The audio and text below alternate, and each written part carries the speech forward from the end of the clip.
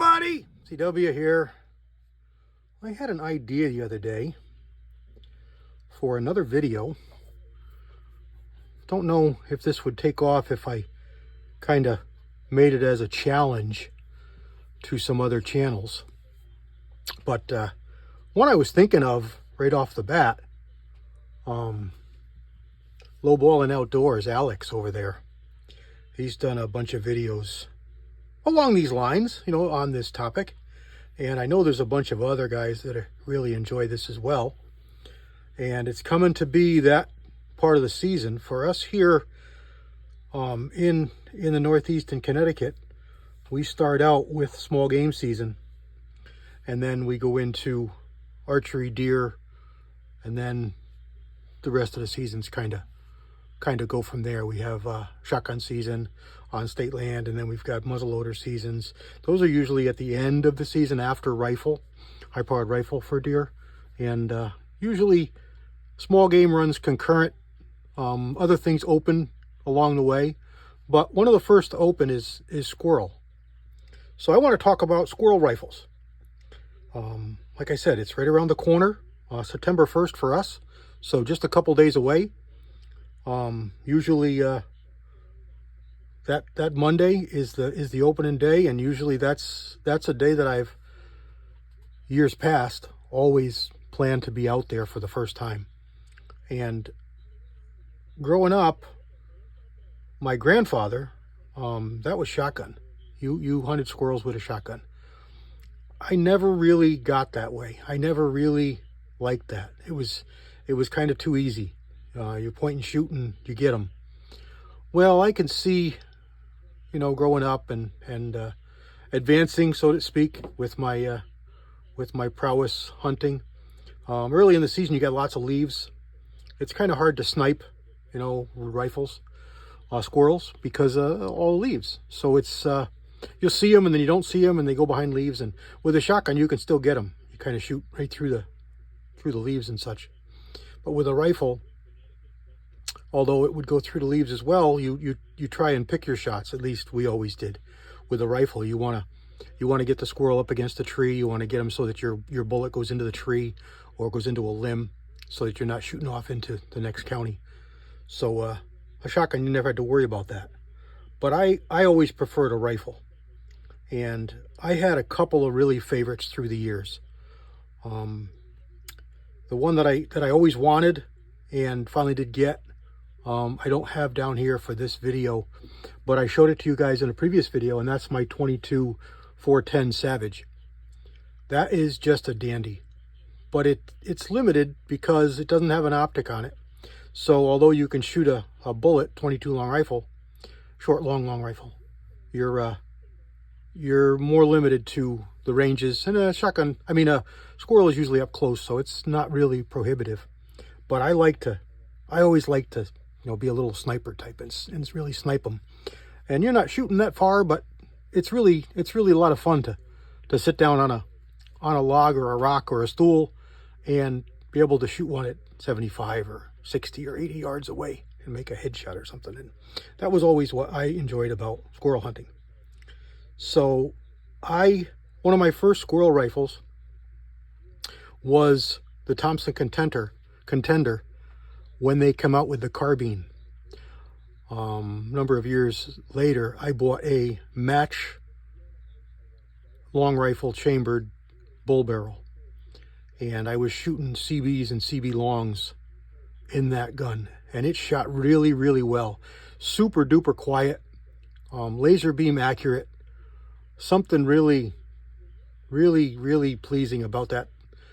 Low noise, low recoil, your scope doesn't even black out. You know, you just plop those bullets into the squirrel and have them crumple and fall down, and it just was really, really enjoyable hunting.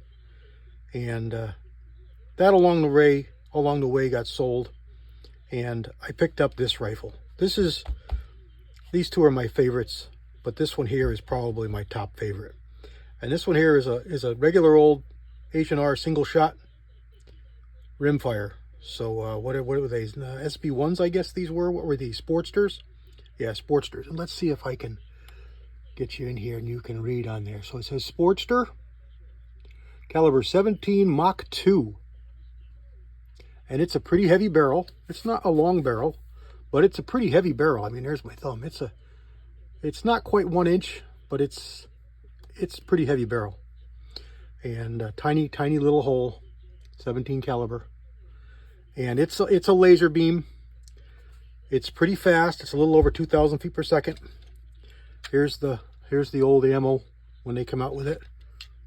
And it's a 17 grain VMAX bullet. And it was made on the Stinger case. So it's not really a long rifle case, it's a Stinger case. And if you didn't know it, the Stingers were CCI's hypervelocity ammo. And it was a slightly longer case than a long rifle. So this is the case that they use when they make these Mach 2s, the Stinger case. And that little 17 grain bullet was cooking right along. And it made for really nice headshots because it wouldn't blow up the squirrels. You still had plenty of meat to eat. Body shots were a little more explosive than a long rifle, but if you shoot them up in the chest, it wasn't a problem. You still had plenty of squirrel left to eat, and it was a lot of fun. These are ejector guns, meaning when you pop them open, it sends the empty flying, so you can get another one in there pretty quick. And the scope I've got on here is a cheapie, but better for the line. And it was a BSA Sweet 17. And it gave you a bullet drop. And this was 2-7. They made them in a whole bunch of different ones, but this is a 2-7 adjustable objective for parallax and the bullet drop. And it worked really, really good. You could turn that up all the way out to 150, 175 yards. And you could dial this right in and drop your bullets right on where the crosshairs were. Works really, really well. It's a lot of fun. The other one is an old, not so old, but older Marlin. And it's a model 880. Let's see if I can get you close enough. 880 SQ. Now this was the first model of the SQ because the later ones were Squirrels. Of course, the SQ stands for Squirrel still. But this one here was one of the first ones offered, and it's actually, what they did was they took their Model 7000, which was their competition, plastic blue stock competition, bull-barreled 22 long rifle, put it in a wood stock, actually put it in a plastic stock, and they called it the Squirrel in order to sell off those guns. And you can tell the original ones because they had the dovetail for the sights, and they had an extra screw in here up front for the bedding, because they had 2 screws for bedding, not just one. Anyway, that's what this is. This is an original one, and it's super duper accurate. It's super duper accurate. And being that I live here in Connecticut and I lived right next to the factory, and I knew a bunch of people in the factory, I went over to the factory one day and I told them, look, I don't like that plastic stock that's on mine. I want a nicer walnut stock. And of course they gave me the typical answer, and that is that, you know, they don't do that, yada yada yada. So I dropped a couple names and I got in there, and they gave me a couple of stocks to pick from. Actually, I'm telling a fib. I wasn't even there. It was my wife. I sent my wife over, and they let her pick out, and this is the stock that she picked out. And it's pretty nice. It's a pretty nice stock. And all I had to do was open up the barrel channel to fit this big barrel. And then I bedded it. So it's bedded. The barrel and the front of the action here is all bedded. And it's got 2 action screws in it. And it's solid. And it really shoots. A few years back, a friend of mine got one of these scopes, and I tried it out, and I was just smitten with it. I've since bought 3 more, and I'd like to buy 1 more of them. They've gone up a little bit in cost, and I'm trying to see here. There's no name written on this. Oh yes, Vantage. It is a Vantage. This is a Vantage 3-9x40, and they make them in a number of different ones: a 2-7, 3-9, 4-12, or 3-12, 4-16 maybe. A couple different lines. It's illuminated, which I could care less about, but it does have illumination, red and green. But it's it's a rimfire scope. It's made for rimfires, and it's caliber specific. So this one is a standard velocity long rifle. Sorry, I can't show you the reticle. It never works out good, and plus we're indoors, so you wouldn't be able to see through it. But it's got a nice looking reticle. It's not really a Christmas tree, but it's got a couple extra hash marks in it. And it's etched glass reticle, and it's got bullet drops all the way out to 200 yards, I think. Let's see if I can see it here. I can't even read it. I think it's out to 200 yards. But it works perfectly well. It works perfect. Standard velocity long rifle, it works perfect. And what a beautiful, clear, crisp, bright scope. They're about $200, so they're not cheap, but they're not ridiculous expensive. And I've got two other ones in 22 Magnum for the 22 Magnum, and they're just perfect, beautiful scopes. So there we go. So oh, the ammo that this one likes. I did a big ammo test when I got this gun. Every kind of ammo I could think of. And this ammo right here was #1 for accuracy. This ammo, this particular lot number, I called up the dealer, I think it was Jerry's, and bought everything they had from this lot number. It was most of a case back in the day. And I've got quite a few boxes left, but it's a hollow point. Looks just like the typical Remington bullet, but it's a hollow point, and it was pretty quick. I want to say it was higher than regular high velocity, but I could be wrong. It could be just a regular high velocity bullet. These are older, so they didn't really say velocities on them. I don't see it on here. It was in Arkansas. Oh yeah, it is. Here it is. 36 grain bullet at 1280. So it's pretty much standard high velocity stuff. So I was wrong. It's not higher than regular high velocity, but it shot really, really good. So I've got this, and this is their subsonic, made at the same time. And this stuff here, let's see if this says it on it. Huh, the other one did. This one doesn't. Oh yeah, it does. I just can't read it. Lead round nose, hollow point. So probably the same exact bullet.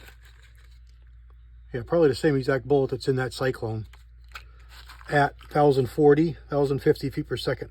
1,050 feet per second. And this shoots really good.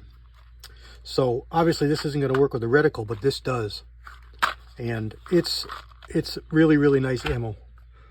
For hunting ammo in CCI, this stuff I like a lot. SGB, it's a flattened tip on the bullet. And of course, this won't work with the reticle either. But when you zero it, it's fine. 1,235 feet per second. So a little slower than regular high velocity. 40 grain bullet. Flat nose lead. So it produces a good whomp on the bullet. And it's made for small game. That's what I like for my small game bullets. So here's the part that I think I make a little bit of a challenge. I named Alex. So let's see if he can come back with his favorite squirrel rifle. And hopefully he can name somebody. And they can do a video. And we'll see if we can get a couple videos going. So I know there's other guys out there who will like this. Rob over there on Hamilton Outdoors. He may be able to contribute here. There's a number of other guys, and I'm just not thinking of some names, but don't make me name you. If you want to do one, by all means, do a squirrel rifle video. Love to see what your favorite squirrel rifle is.